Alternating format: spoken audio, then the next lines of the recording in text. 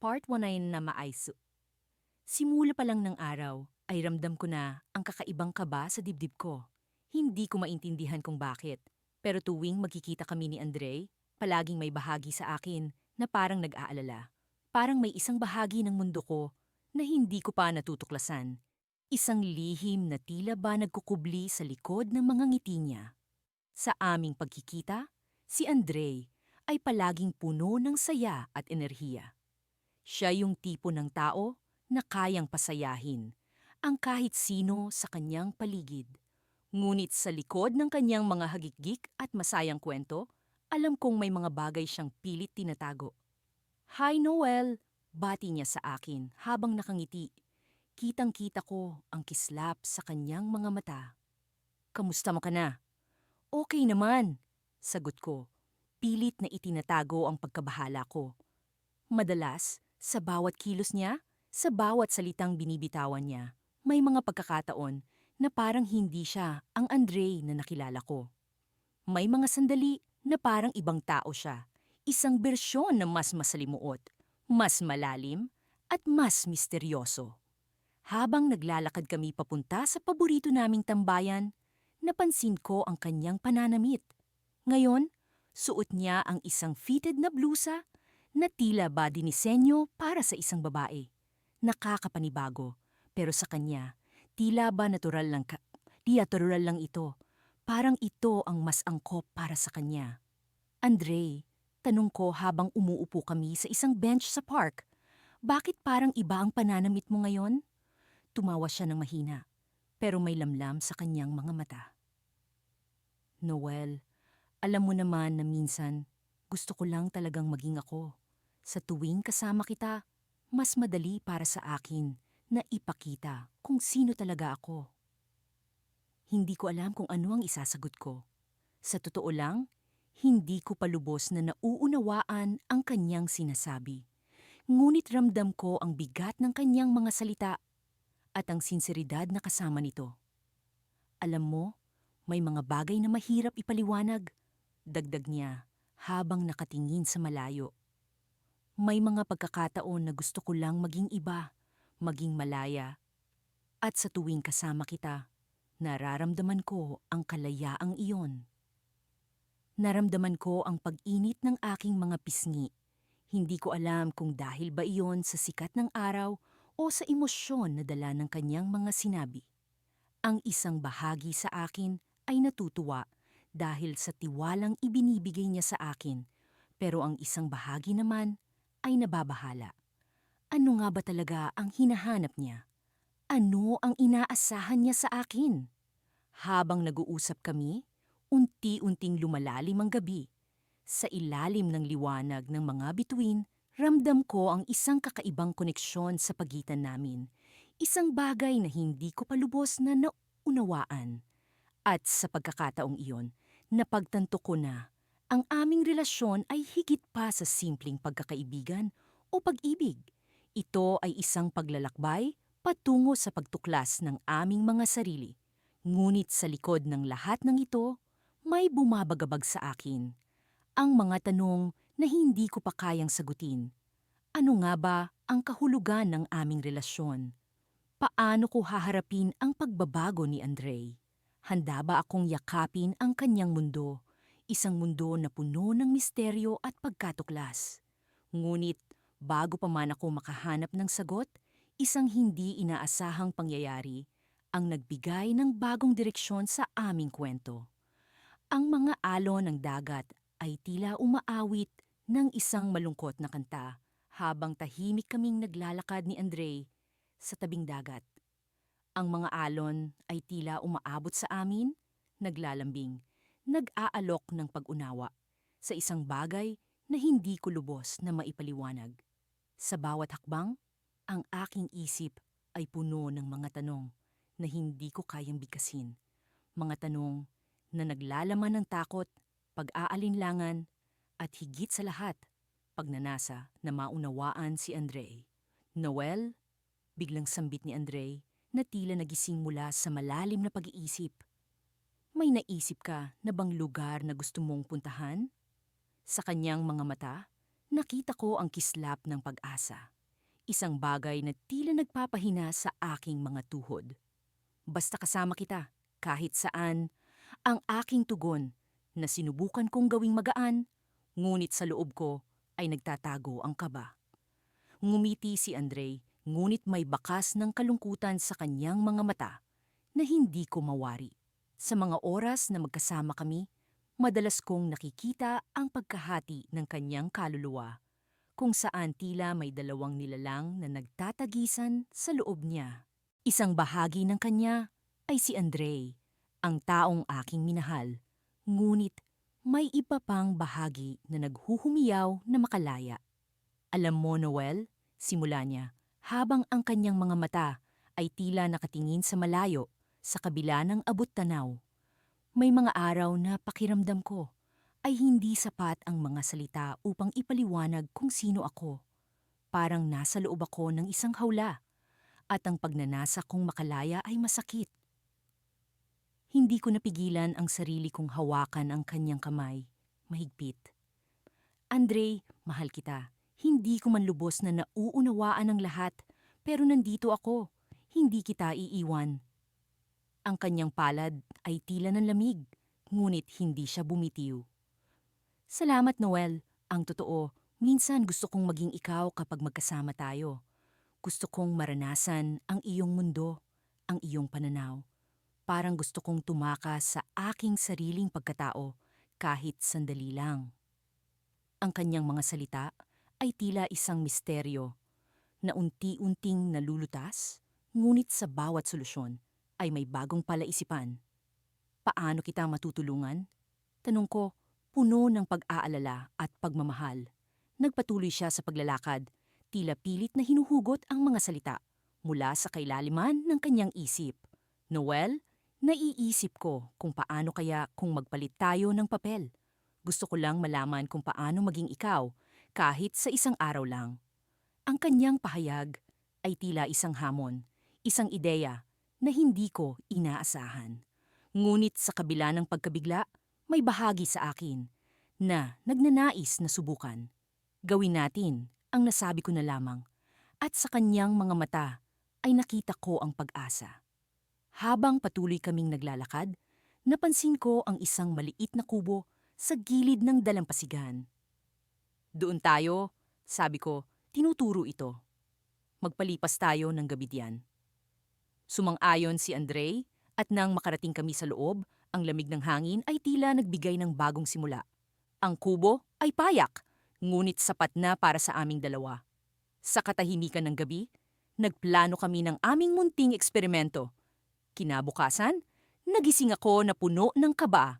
Si Andre, sa kabilang banda, ay tila puno ng sigla at pananabik. Handa ka na ba? Tanong niya na may ngiti sa kanyang mga labi.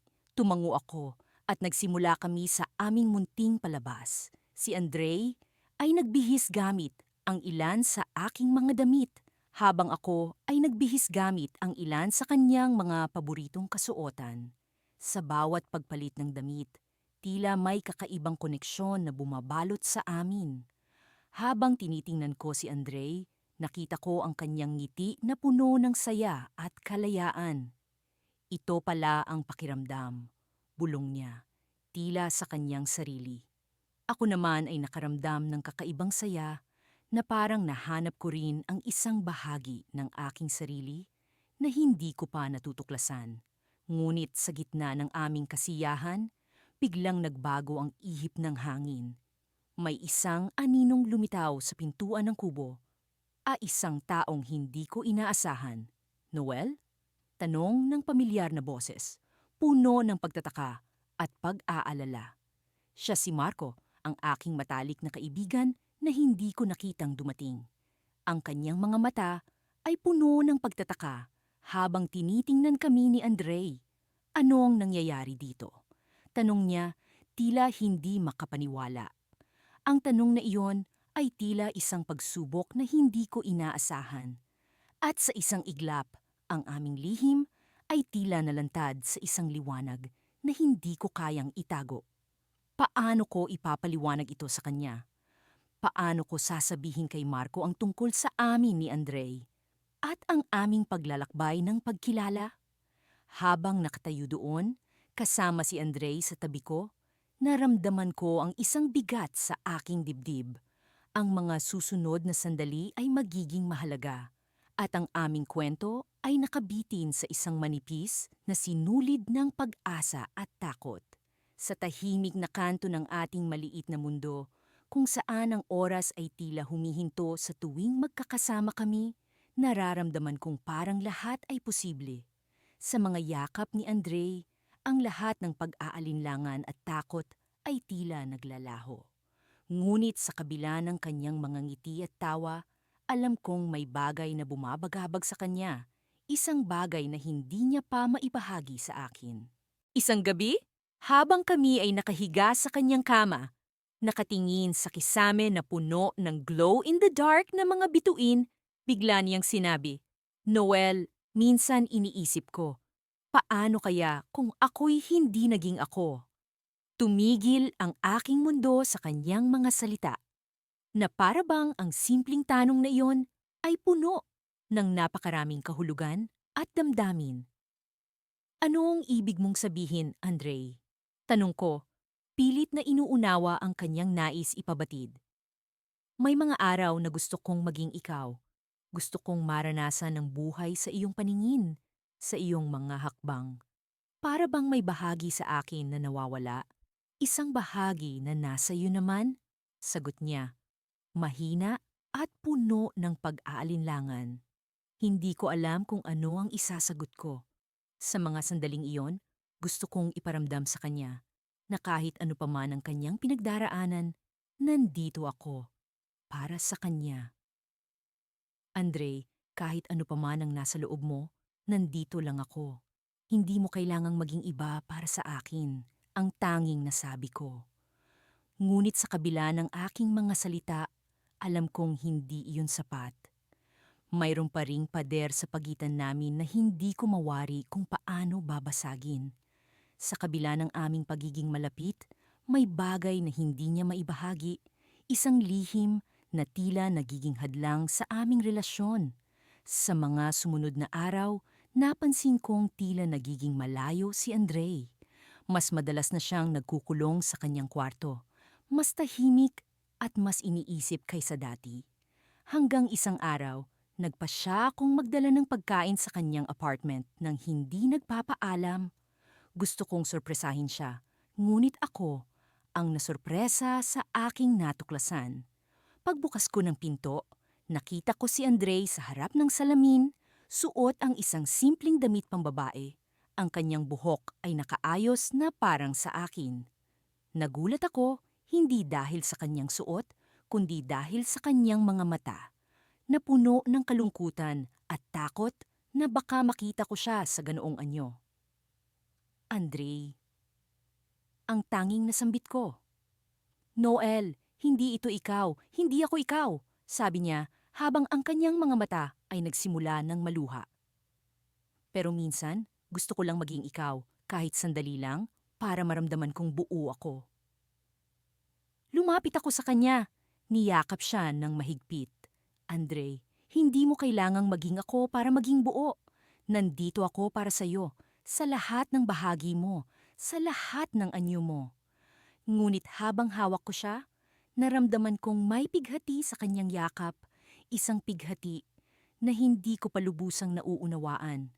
Sa gabing iyon, natulog kami, na magkayakap, ngunit alam kong may bagay na kailangan naming pag-usapan, isang bagay na kailangang mahanapan ng kasagutan. Isang umaga, sa ilalim ng sikat ng araw na pumapasok sa bintana, sinabi niya sa akin ang isang bagay na hindi ko inaasahan. Noel, may dapat kang malaman. May lihim akong matagal ko nang itinatago, hindi lang sa iyo, kundi sa lahat. Napatigil ako, ang puso ko'y bumilis ang tibok. Ano yon, Andre? May taong gusto kong makilala mo, sabi niya. May ngiti sa kanyang mga labi, ngunit may lungkot sa kanyang mga mata. Siya ang tunay na Andre at kailangan ko siyang ipakita sa iyo. Sa sandaling iyon, Hindi ko alam ang aking mararamdaman. Ngunit sa kabila ng lahat, alam kong ang pagmamahal ko kay Andre ay hindi magbabago. Kahit ano paman ang kanyang sasabihin. Habang naglalakad kami papunta sa isang lugar na hindi ko pa alam, naramdaman kong ito na ang simula ng isang bagong kabanata sa aming relasyon. Isang kabanata na puno ng mga sorpresa at pagtanggap, ngunit sa likod ng aking isip, hindi ko maiwasang magtanong, sino nga ba ang tunay na Andre at paano ito makakaapekto sa amin? Sa pagtahak namin sa daan na iyon, tangga ng kamay ng isa't isa. Alam kong kahit ano pa man ang mangyari, hindi ko siya bibitawan. Ang aming kwento ay hindi pa tapos. At sa likod ng bawat tanong, alam kong may sagot na darating. Hindi ko alam kung paano nagsimula ang gabi na iyon, ngunit natatandaan kong parehong kaming puno ng kaba at pananabik habang nakatayo sa harap ng salamin. Si Andre ay nakaupo sa gilid ng kama. Tinitingnan ang kanyang refleksyon nang may kaunting pag-aalinlangan sa kanyang mga mata. Ako naman ay nasa likuran niya, hinahaplos ang kanyang mga balikat na parang nagkukumpirma na naroon ako para sa kanya. Noel, tawag niya sa akin. At naramdaman ko ang bigat ng kanyang boses na puno ng pag-iisip. Ano sa tingin mo? Ngumiti ako at sa kabila ng mga alalahanin na dumadaloy sa aking isipan, sinubukan kong maging matatag. Ikaw ang pinakamagandang bersyon ng sarili mo ngayon. Sagot ko, sinsero at puno ng pagmamahal. Tiningnan niya ako sa salamin at nakita ko ang pagdadalawang isip sa kanyang mga mata. Ang kanyang suot na damit na pangbabae ay tila nagbigay sa kanya ng bagong anyo. Ngunit sa ilalim nito ay naroroon pa rin si Andre. Ang Andre na kilala at minahal ko. Ngunit sa mga gabing tulad nito, kapag gusto niyang maging ibang tao, nararamdaman kong may kakaiba sa pagitan namin. Isang bagay na malalim na hindi ko maipaliwanag. Salamat, sagot niya. Hinawakan ang aking kamay na nasa kanyang balikat. Alam kong hindi ito madali para sa'yo. Umiling ako, iniwas ang kanyang mga pag-aalala. Hindi mo kailangang mag-alala sa akin. Mahalaga ka. Kung ito ang nagpapasaya sa'yo, susuportahan kita. Nagtitigan kami sa salamin at sa mga sandaling iyon, parang may mundo kaming binuo na kami lamang ang nakakaintindi. Ngunit kahit sa loob ng maliit na mundong iyon, may mga bagay na hindi pa rin malinaw. Ang emosyon, ang mga tanong sa identidad, ang mga hangganan na minsang lumalabo. Bumangon si Andre at humarap sa akin. Gusto kong lumabas ngayong gabi. Gusto kong makita ng iba kung sino ako, kahit sa isang gabi lang. Naramdaman ko ang bigat ng kanyang pahayag. Alam kong mahalaga ito para sa kanya, ngunit bahagi sa akin. Ang nag-aalala para sa kaligtasan niya, para sa kung paanong tatanggapin siya ng mundo sa anyo niyang iyon. Ngunit sinarili ko ang mga alalahanin, piniling maging suporta sa halip na hadlang. Saan mo gustong pumunta? Tanong ko, pilit na ngumiti. May alam akong lugar, hindi kalayuan dito. Naglakad kami papunta sa isang maliit na bar sa gilid ng bayan. Ang ilaw ng mga poste ng kalsada ay tila sumasayaw sa aming paligid habang hawak kamay kaming naglalakad. Sa bawat hakbang, nararamdaman kong palapit kami sa isang bagay na hindi ko palubos na nauunawaan. Ngunit sa kabila ng lahat, alam kong ito ang tamang gawin, ang suportahan si Andre sa kung sino siya. Pagdating namin sa bar, may ilang mga tao na agad na napatingin sa amin. May mga tingin na puno ng pagtataka. May iba namang may pagkilala at pag-unawa. Si Andre, sa kabila ng mga tingin, ay ngumiti. Isang ngiti na puno ng tapang at pagtanggap sa kanyang sarili. Lumipas ang oras at habang ang gabi ay nagiging mas malalim, naramdaman kong may pag-igting sa paligid. Hindi ko alam kung saan ito nanggagaling. Ngunit hindi ko maalis ang pakiramdam na may mangyayari. Nagpasya akong bumili ng inumin para sa amin. Iniwan si Andre sa mesa kung saan siya masayang nakikipag-usap sa ibang tao. Habang nasa bar ako, may isang estrangherong lumapit sa akin. Ikaw ang kasama nung babae? Tanong niya, halatang nag-aalangan. Oo, sagot ko. Sinusubukang hindi magalit sa kanyang pag-alinlangan sa kasarian ni Andre. Bakit? May kailangan kang malaman, sabi niya. May mga tao rito na hindi masaya sa presensya ninyo. Nabahala ako sa sinabi niya. Ngunit bago ko pa man siya matanong, nawala siya sa karamihan. Agad akong bumalik kay Andre, ngunit nang makarating ako sa mesa, wala na siya roon. Panik ang bumalot sa akin. Tumayo ako, tinitingnan ang paligid, ngunit wala si Andre. Ang lugar na dati puno ng buhay at musika ay biglang naging tahimik at malamig. Bigla kong naramdaman ang isang malamig na hangin mula sa likuran ko. At nang lumingon ako, nakita ko si Andre. Nakatayo siya sa labas, sa ilalim ng ilaw ng buwan, tila walang iniintindi sa mundo. Ngunit ang mga mata niya ay puno ng luha. At doon ko natiyak na may nangyari. Lumapit ako sa kanya at sa sandaling iyon, naramdaman ko ang bigat ng lahat ng bagay na hindi namin pinag-usapan. Ang mga pangarap, ang mga takot, ang pagkakakilanlan. Napagtanto ko na ang gabing ito ay hindi lamang tungkol sa kanya. Ito rin ay tungkol sa akin, sa amin. Ngunit bago pa man ako makapagsalita, may narinig akong boses mula sa dilim. Hindi kayo pwede rito. Sigaw ng isang boses na puno ng galit. Tumigil ang mundo.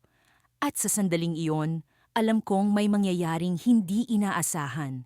Hindi ko alam kung paano ko haharapin ito. Ngunit isa lang ang alam ko. Hindi ko hahayaang mag-isa si Andre.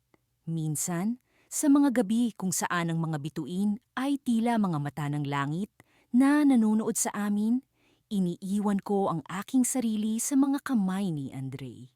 Ang kanyang mga daliri ay tila sinulid na naggagapos sa akin sa isang mundong siya lamang ang nakauunawa.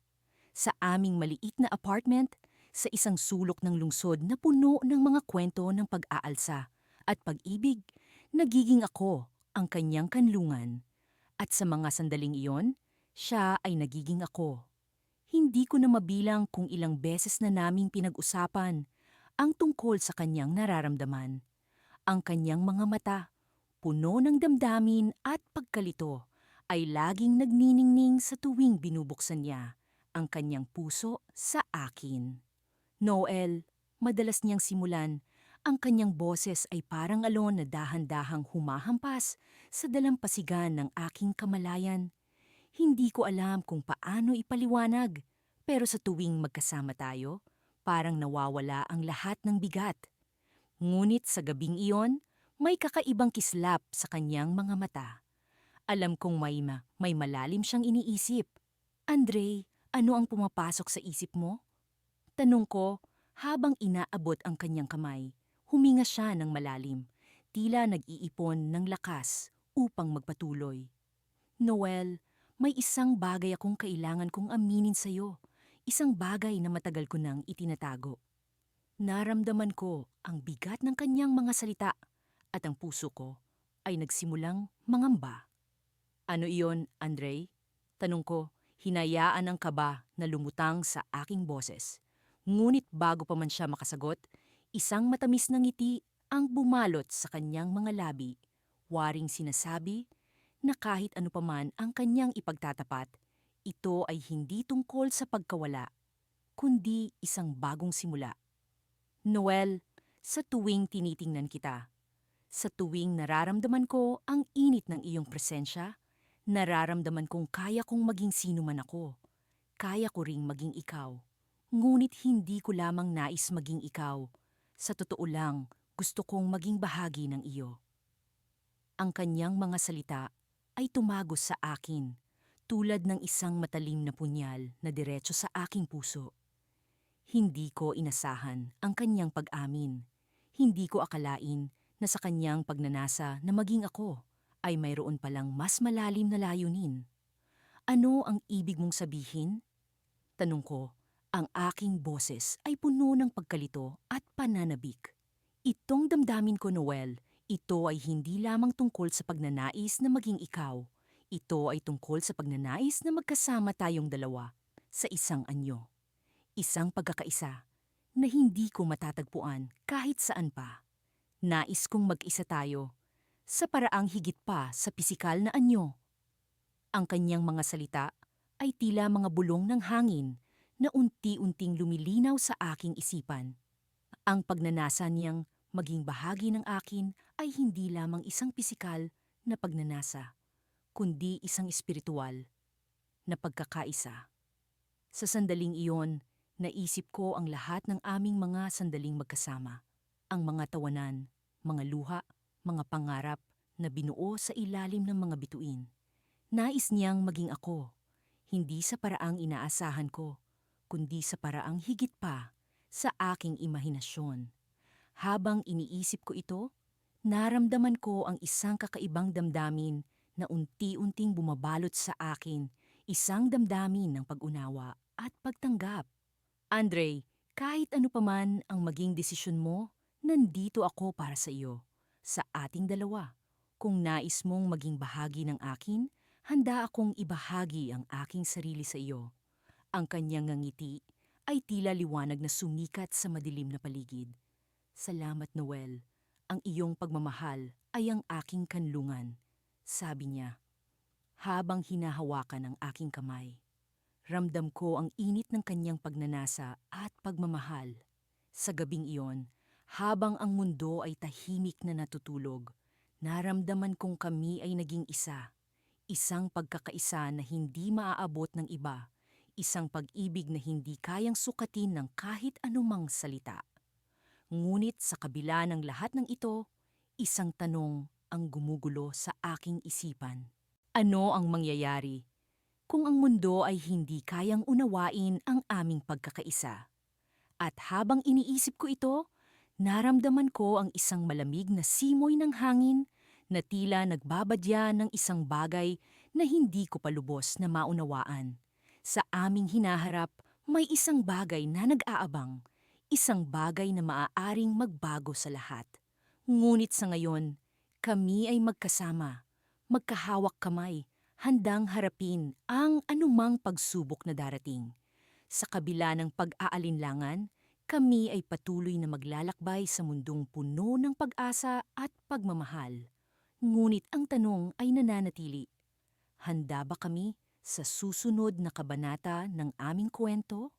Sa bawat hakbang kong papalapit sa aming paboritong kainan, dama ko ang bahagyang panginginig ng aking mga kamay. Hindi ko alam kung dahil ba ito sa excitement o sa kaunting kaba na bumabalot sa akin tuwing magkasama kami ni Andre. Sa kabila ng aming matagal na relasyon, palaging may bago at hindi inaasahang nangyayari sa tuwing kami magkasama. Noong una, inisip ko na baka bahagi lang ito ng aming honeymoon phase. Pero habang tumatagal, mas lalo kong napagtanto na ang relasyon namin ay puno ng mga sorpresa na hindi ko inaasahan. Pagdating ko sa pinto ng kainan, nakita ko agad si Andre na nakaupo sa paborito naming mesa sa tabi ng bintana. Nakasuot siya ng isang simple ngunit eleganting puting dress, bagay na palaging ikinakatuwa ko sa kanya. Ito ang isa sa mga bagay na nahuhulog ang loob ko sa kanya. Ang kanyang kakayahang maging sino man siya nang walang takot o pag-alinlangan. Noel, sigaw niya habang kumakaway at agad kong naramdaman ang kainitan ng kanyang hanggiti. Lumapit ako sa kanya at binigyan siya ng mabilis na halik sa pisngi bago umupo. Kumusta ang araw mo? Tanong niya, puno ng interes at pagmamalasakit sa kanyang boses. Okay naman, medyo nakakapagod sa opisina, pero ayos lang. Ikaw? Ano ang ginawa mo ngayong araw? Sagot ko, habang sinasalubong ang kanyang tingin. Nagpunta ako sa isang art exhibit kanina. May mga bagong obra na talagang nagustuhan ko. Gusto kitang isama doon minsan. Ngumiti siya, ang mga mata niya ay kumikinang sa tuwa. At natagpuan ko rin ang isang maliit na tindahan ng mga vintage na damit. Kailangan mong makita ang mga ito, Noel. I'm sure magugustuhan mo. Habang nagkukwento siya, hindi ko maiwasang mapansin ang kakaibang ningning sa kanyang mga mata. Parang mayroong isang lihim na kasiyahan na hindi niya maipaliwanag. Siguro ito ay isa sa mga araw na mas nararamdaman niya ang kanyang sarili bilang ako, bilang Andre, na malaya sa mga limitasyon ng mundo. Sa aming pag-uusap, napansin ko ang isang maliit na kahon na nakalagay sa gitna ng mesa. May mga palamuting bulaklak ito at tila maganda ang pagkakabalat nito. Tinanong ko siya tungkol dito. Ano yan? Sabay turo ko sa kahon. Ah, ito ba? Ngumiti siya na may konting hiya. Para sa'yo ito. Gusto kitang sorpresahin. Dahan-dahan kong binuksan ang kahon at tumambad sa akin ang isang pares ng mga hikaw na may simpleng disenyo pero elegante ang pagkakagawa. Parang ito ay sumasalamin sa aming relasyon. Simpleng ngunit puno ng kahulugan.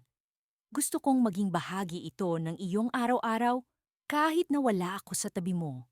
Paliwanag niya habang hinahawakan ang aking kamay.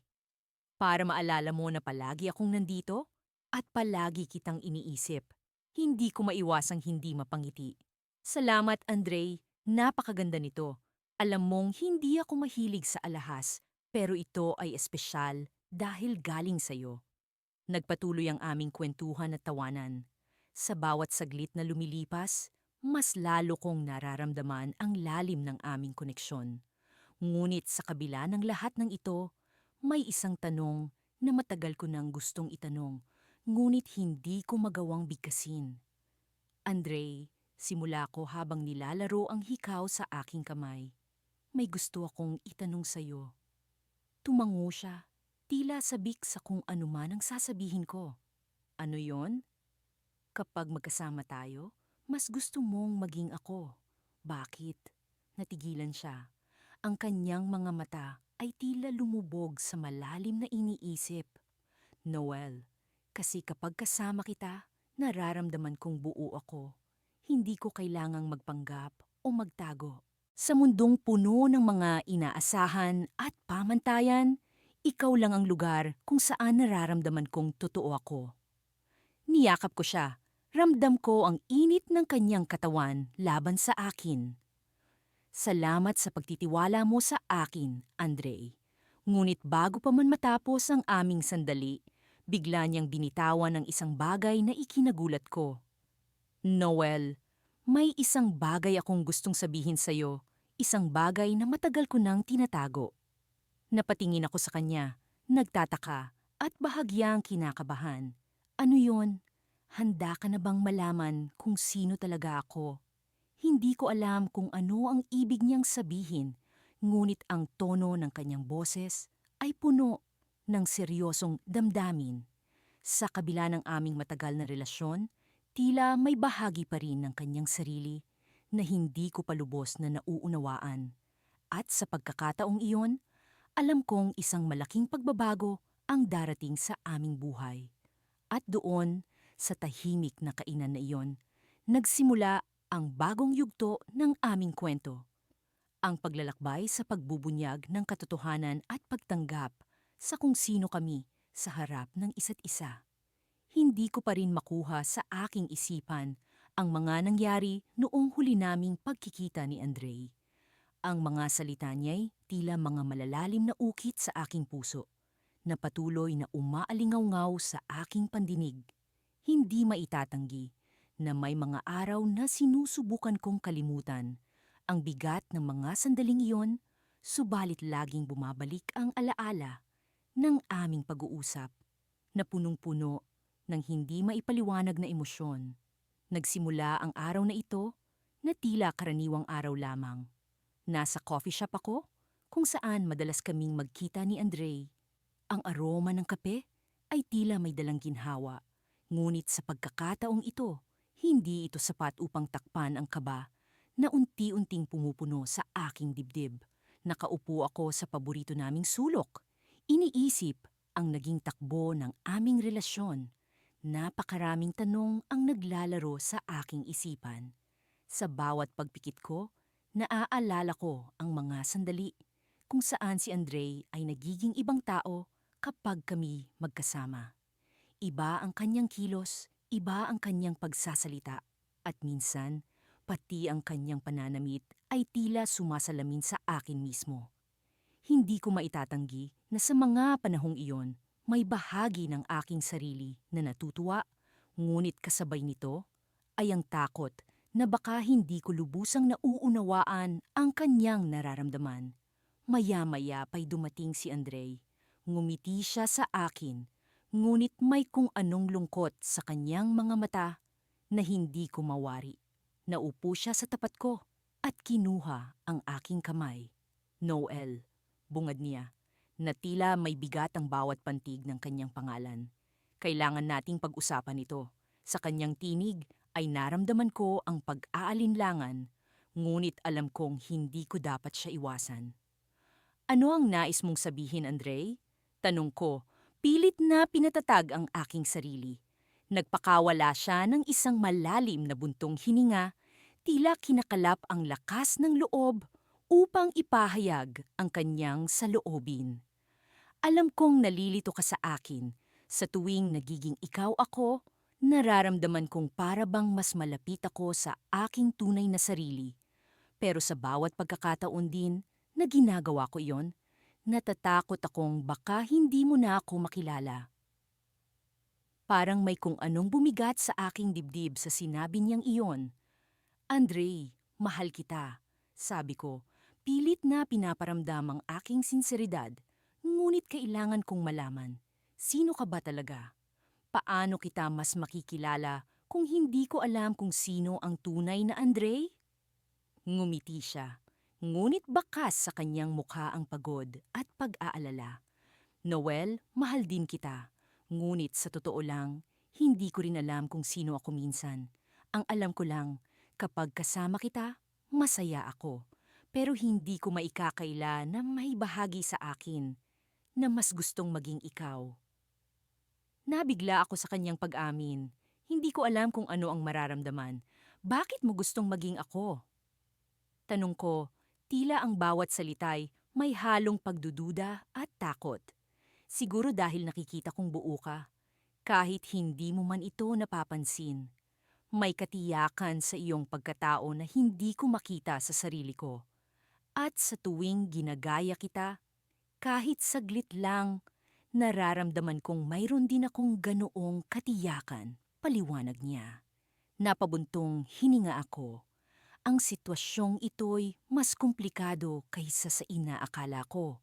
Andre, sabi ko, iniisip ang tamang mga salita. Hindi kita kayang palitan.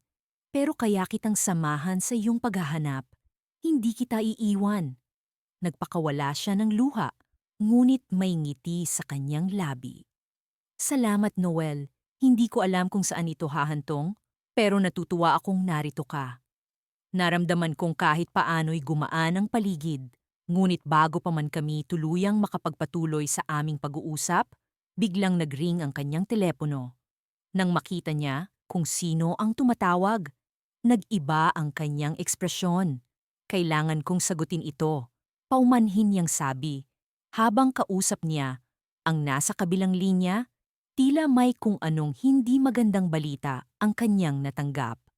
Kitang-kita ko ang pagbabago ng kanyang mukha, mula sa saya patungo sa pagkabigla at takot. Tumayo siya, nagpaalam ng mabilisan, at sinabi niyang kailangan niyang umalis upang asikasuhin ang isang emergency. Hindi ko ito inaasahan, sabi niya bago siya umalis. Pero mawawala muna ako ng ilang araw, Noel. Mag-iingat ako. At sa pag-alis ni Andre, naiwan akong nag-iisa, puno ng mga tanong at pangamba. Ano ang ibig sabihin ng hindi inaasahang tawag na iyon? At bakit ganoon na lamang ang kanyang reaksyon? Sa pag-alis niya, naramdaman ko ang isang malamig na hangin na tila pumuno sa aking paligid. Dala ang isang palaisipan na kailangan kong harapin sa mga susunod na araw. Sa mga araw na lumipas magmula ng ipagtapat ni Andre, na nais niyang maging ako kapag magkasama kami. Pilit kong iniintindi ang kanyang mga damdamin. Isang gabi, habang kami nakahiga sa aming paboritong sulok ng kama, pinagmamasdan ko ang kisame, iniisip ang mga salitang kanyang binitiwan. Gusto kong maging ikaw kapag magkasama tayo, Noel. Walang patid ang pag-ikot ng mga salitang iyon sa aking isipan. Alam kong ang aming relasyon ay hindi pangkaraniwan, ngunit hindi ko lubos na maisip kung paano ko siya lubos na maiintindihan. Hindi ko rin alam kung paano ko maipaparamdam sa kanya. Natanggap ko siya. Gaano man kaiba ang kanyang nais. Nakakapagod ang mag-isip. At pakiramdam ako'y naglalakad sa isang manipis na sinulid. Natatakot akong baka may maling masabi o magawa at baka hindi ko siya mapanindigan sa mga oras na kailangan niya ako. Ngunit, sa kabila ng lahat ng ito, mahal ko si Andre. Kaya naman, sinubukan kong buksan ang aking isipan at puso para sa kanya. Noong gabing iyon, nagpasya akong magsalita. Andre, ang bungad ko habang marahan kong hinaplos ang kanyang buhok. Gusto kong malaman mo na kahit ano paman ang nararamdaman mo o kung sino man ang gustong maging ikaw, nandito lang ako. Hindi kita iiwan. Naramdaman ko ang kanyang paghinga sa aking dibdib. Ramdam ko ang bigat ng kanyang mga iniisip na tila bumabaon sa kanyang balikat. Noel, natatakot ako, wika niya, halos pabulong. Natatakot akong baka sa huli hindi mo rin ako maintindihan. Huminga ako ng malalim. Maaari bang simulan natin sa pagbabahagi ng mga kwento? Kwento kung saan mas naiintindihan natin ang isa't isa? Tanong ko, umaasang ang pagbabahagi ng aming mga karanasan ay magdudulot ng mas malalim na pag-unawa sa pagitan namin. Tumango siya. At sa unang pagkakataon ay naramdaman ko ang kanyang pagpayag na buksan ang kanyang sarili ng buo. Sige, sagot niya.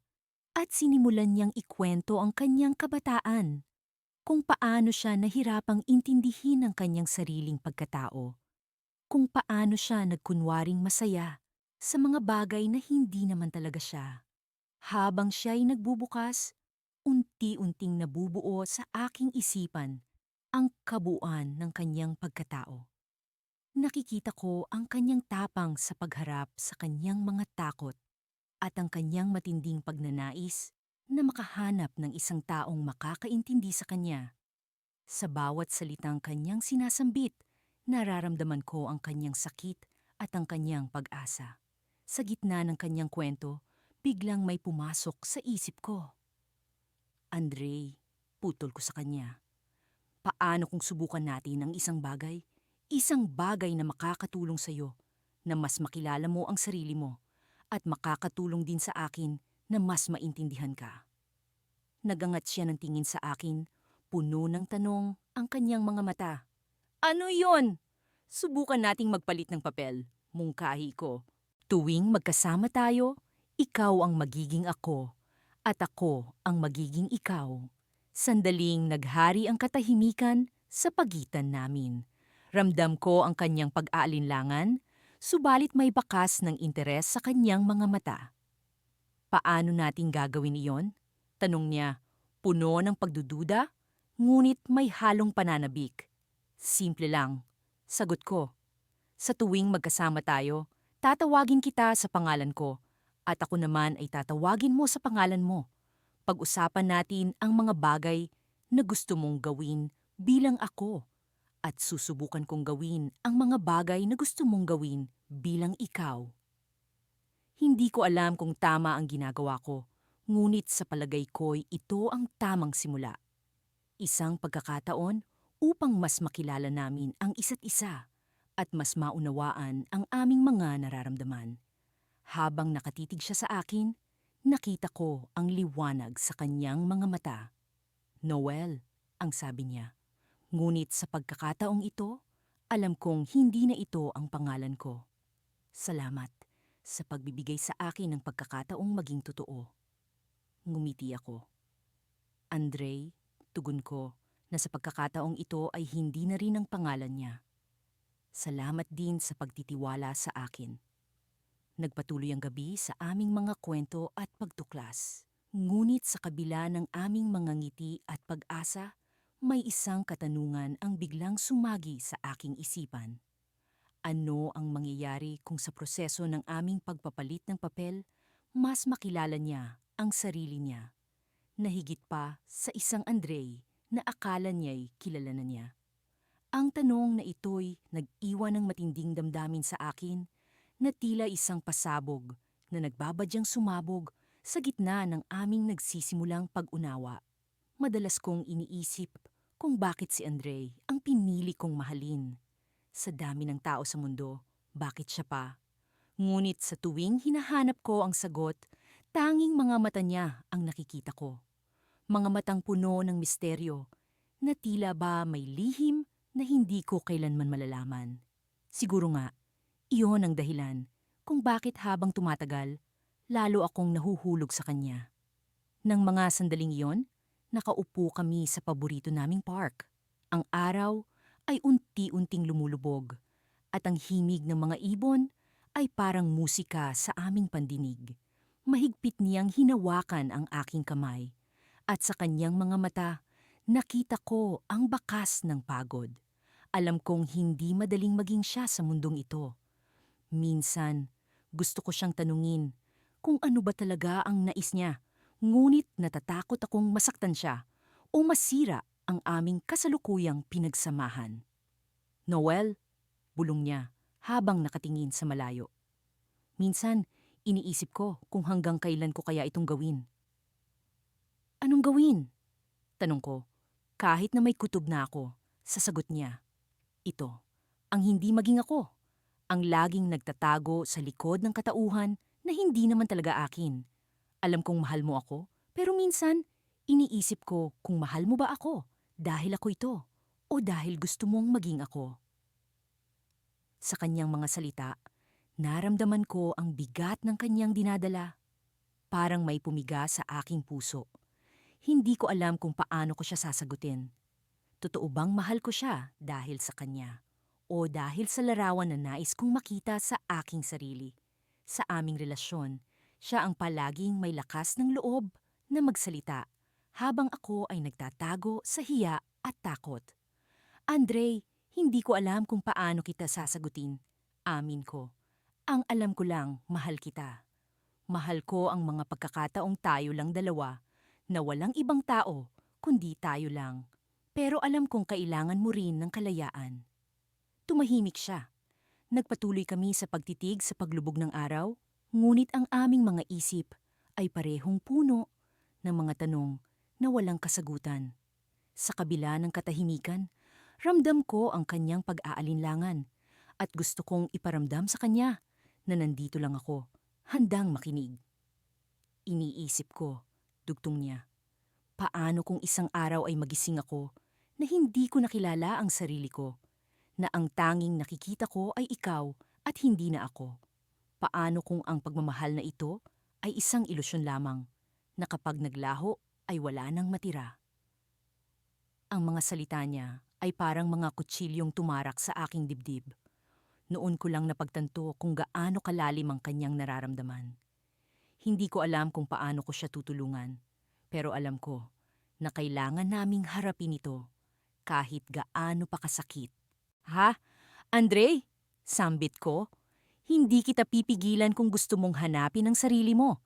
Pero tandaan mo, nandito lang ako. Hinding-hindi kita iiwan. Kung ang maging ako ang kailangan mong gawin para makilala ang sarili mo, handa kitang samahan.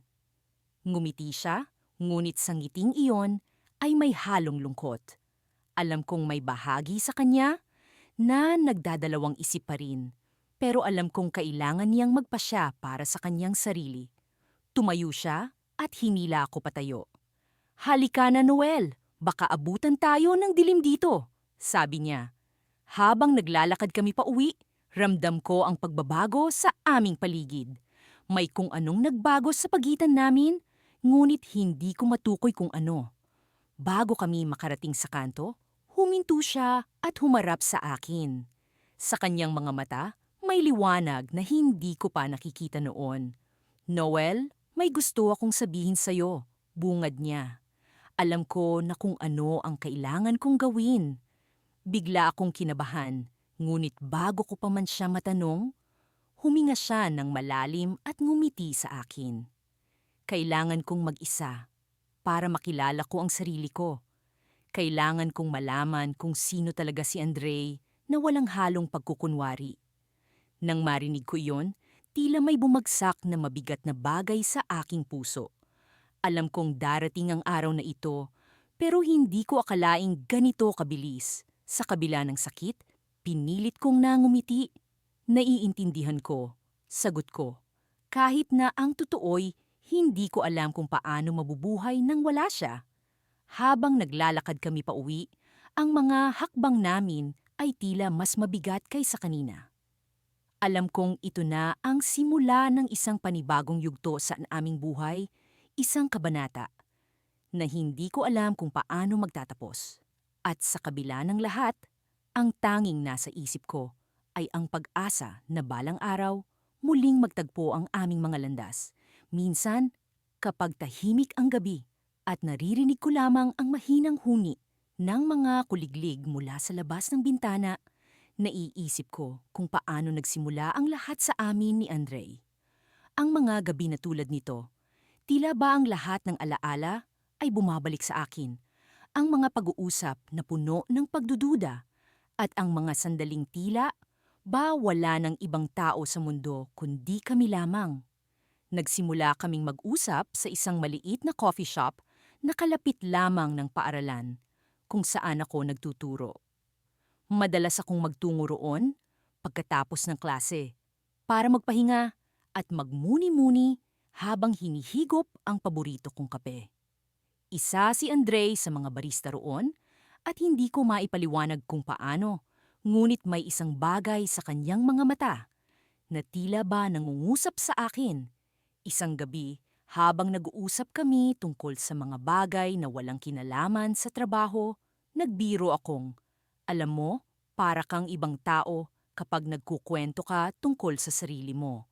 Napatawa siya, ngunit sa halip na isang simpleng pagtanggi, tumugon siya ng, baka kasi, kapag kasama kita, gusto kong maging ikaw. Hindi ko agad naintindihan ang ibig niyang sabihin.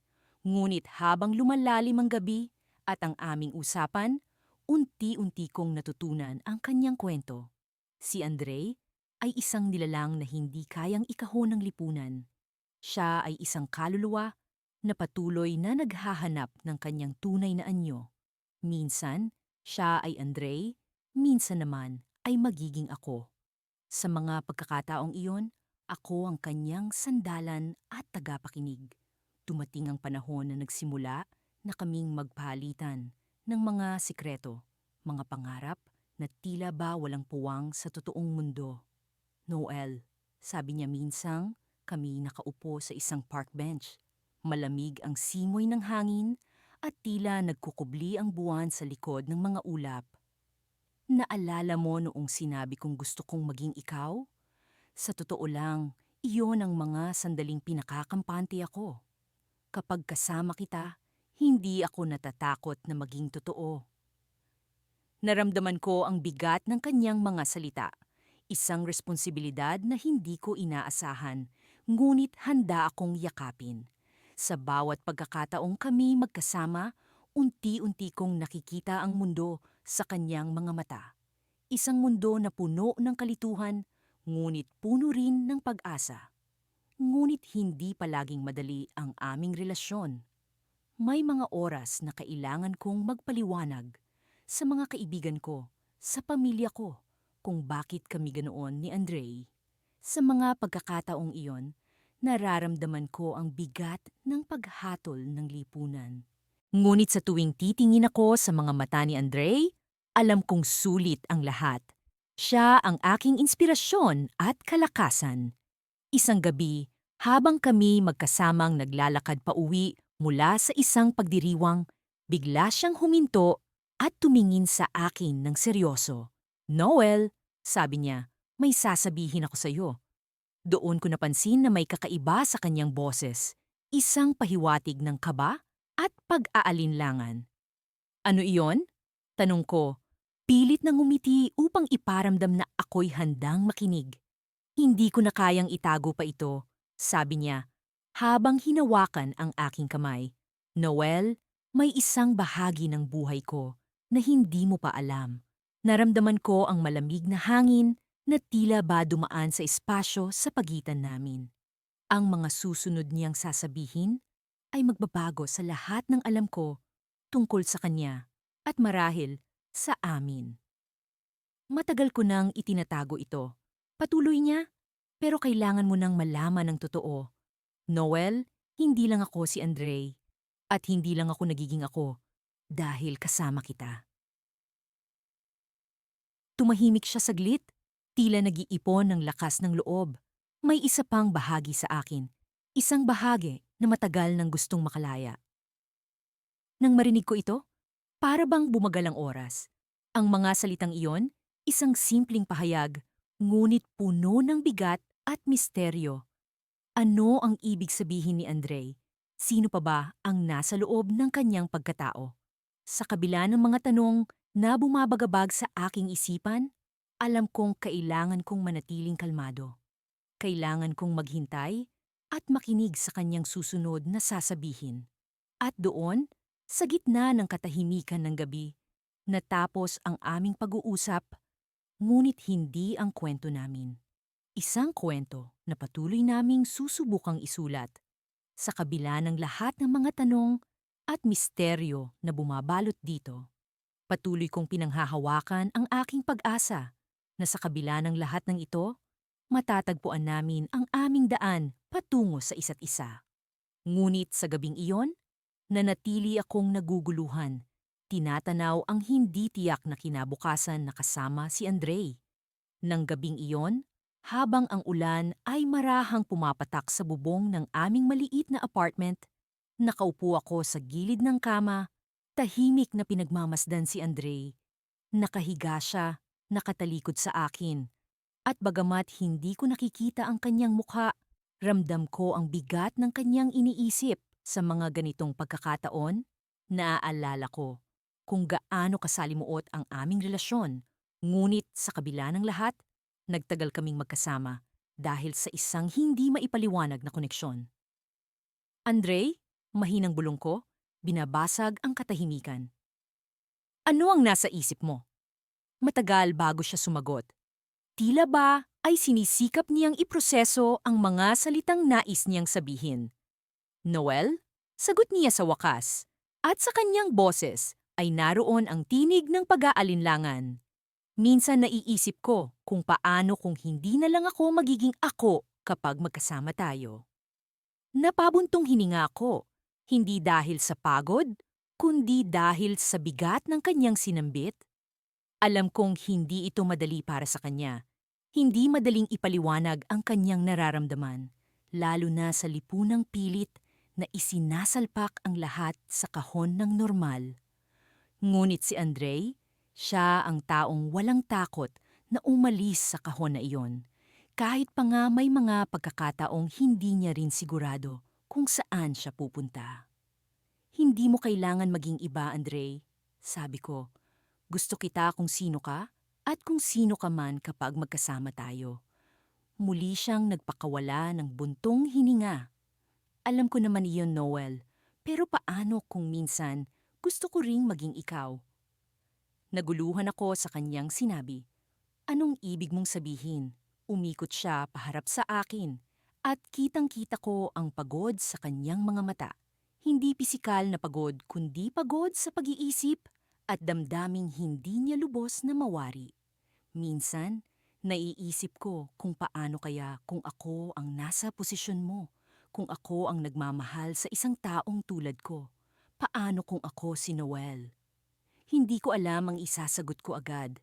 Nanatili akong tahimik, sinusubukang intindihin ang kanyang punto. Ang gusto niyang sabihin ba ay gusto niyang maranasan ang pagmamahal mula sa perspektibo ko? O may iba pang mas malalim na nais ipahiwatig? Andre, sabi ko, may halong pag-aalala sa aking boses. Hindi kita maintindihan. Alam ko, sagot niya, na may bahid ng lungkot. O, kaya nga minsan, gusto ko ring maging ikaw. Gusto kong maramdaman ang nararamdaman mo. Kung paano mo ako nakikita. Kung bakit mo ako minahal sa kabila ng lahat ng ito. Muli akong napatingin sa kanya at doon ko nakita ang pag-aasam na makilala ang kanyang sarili mula sa aking mga mata. Ngayon ko lang naisip, sa lahat ng pagkakataon na nagkasama kami, hindi pa rin talaga niya nararamdaman ang kanyang halaga mula sa kanyang sariling pananaw. At iyon ang kanyang hinahanap, ang kanyang paglalakbay. Naiintindihan kita, sabi ko, kahit pa nga kalahati lamang ng aking isip ang nakakaunawa. Pero kahit hindi mo makita ang sarili mo mula sa akin, gusto kong malaman mo na mahalaga ka. Hindi mo kailangang maging ako para makita iyon. Ngumiti siya, pilit ngunit may halong pasasalamat. Salamat, Noel. Nagpatuloy kami sa kwentuhan at habang lumalalim ang gabi, unti-unting bumabalot ang pagod sa aming dalawa. Ngunit bago kami tuluyang pumikit, naramdaman ko ang kamay ni Andre na mahigpit na humawak sa akin. Tila ba ayaw niya akong pakawalan. Natatakot ka pa rin ba? Tanong ko habang pinagmamasdan ko ang kanyang mga mata na unti-unting pumipikit. Oo, sagot niya at naroon ang katapatan na palaging nandyan sa tuwing kami magkasama. Pero alam kong hindi ako nag-iisa. Habang unti-unti kong nararamdaman ang antok, nakatingin pa rin ako sa kanya. Umaasang kahit paano'y nabawasan ang bigat ng kanyang kalooban. Sa kabila ng lahat, narito kami, magkasama, sa isang mundong hindi laging nauunawaan ang aming kwento. At sa huling sandali bago ako tuluyang nakatulog, biglang pumasok sa isip ko ang isang ideya na hindi ko inaasahang magdudulot ng pagbabago sa aming relasyon. Isang lihim na matagal ko nang ikinukubli, isang bagay na maaaring magpabago sa lahat. Ngunit hindi ko pa sigurado kung handa na akong ibahagi ito kay Andre. Sa susunod na mga araw, malalaman ko kung ito ba'y magiging susi sa mas malalim na pag-unawa sa aming dalawa o magsisilbing simula ng bagong yugto na hindi ko inaasahang darating.